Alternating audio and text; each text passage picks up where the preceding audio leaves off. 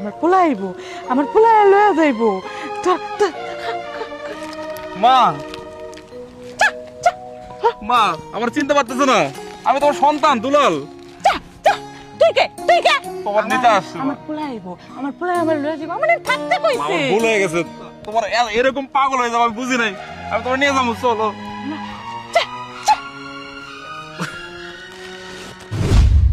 কি ব্যাপার এখন মামা বলে চেঁচাচ্ছ কেন?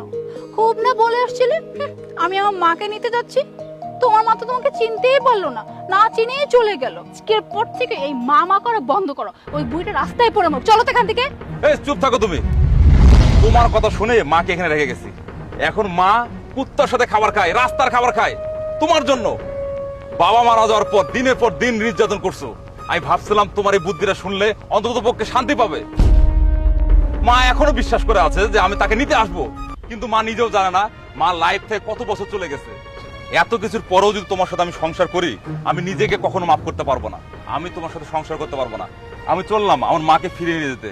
আমার মাকে ফিরে নিয়ে আমি চিকিৎসা করব, ভালো করে তুলবো। এই কথা প্লিজ বলো না যে তুমি আমার সঙ্গে থাকবে না। আমি আমি তোমাকে ছেড়ে থাকতে পারবো না। আমি সত্যি অনেক বড় একটা পাপ করছি। আসলে এই পাপের কোনো ক্ষমা হয় না।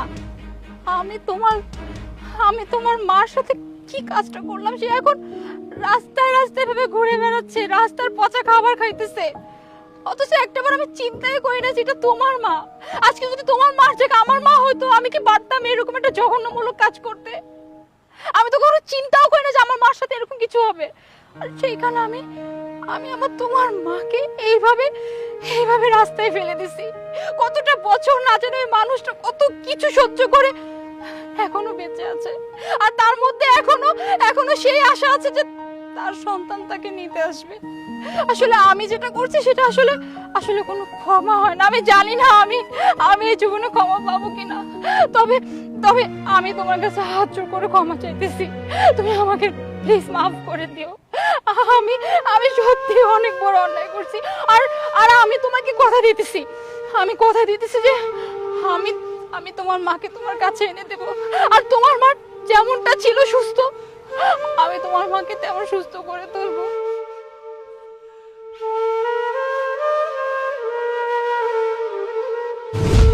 আমার পোলা আইব, আমার পোলা আইয়া আমার লয়ে যাইব।